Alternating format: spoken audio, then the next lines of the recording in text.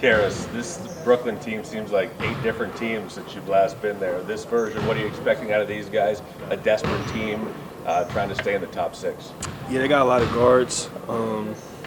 Everyone, they're all kind of driving to the rim, moving the ball. Those teams are pretty tough to, defend when you got 3 or 4 players who can shoot the 3 ball, create for themselves.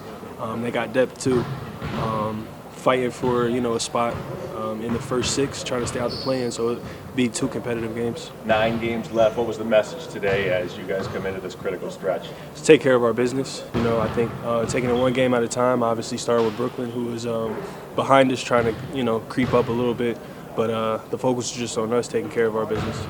I asked JB this, but with so many offenses in the NBA having space, what's the key to making sure they don't have that space and to make them cramped kind of in the middle? Yeah, sticking to our principles.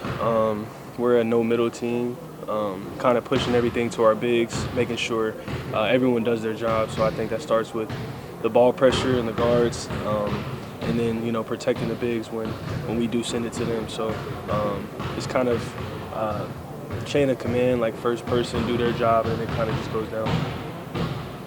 Did you ever think you would be on a team where you're the 3rd best 3-point shooter?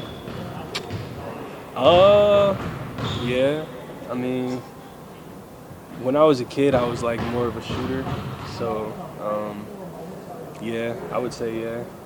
At Michigan, honestly, we had a great shooting team.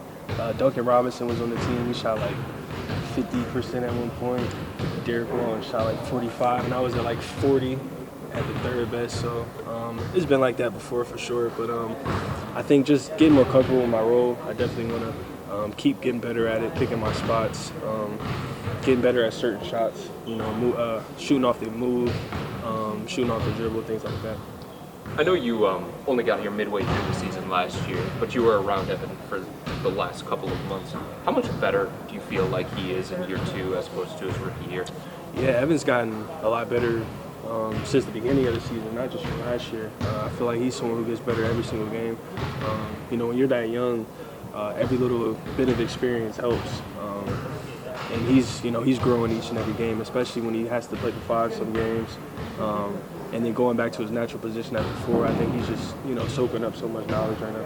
We've talked about your playmaking a little bit in the past, but when you go get off your feet, are you deciding in midair whether you're going to wrap it or whether you're going to go to the cup, or is that kind of predetermined?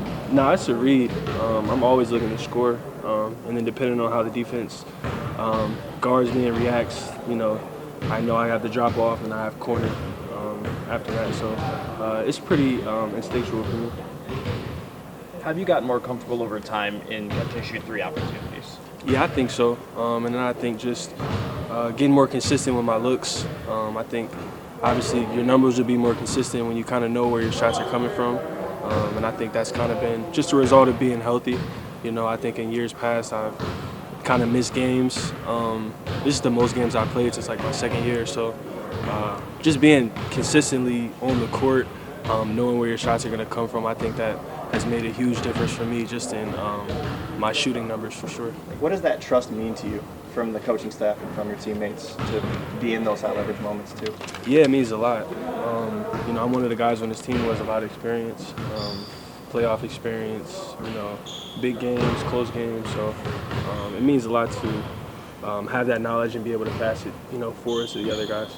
JB has said that he's obviously this time of year, once you guys playing your best basketball, how close do you feel like you guys are to be playing your best? I feel like we're really close.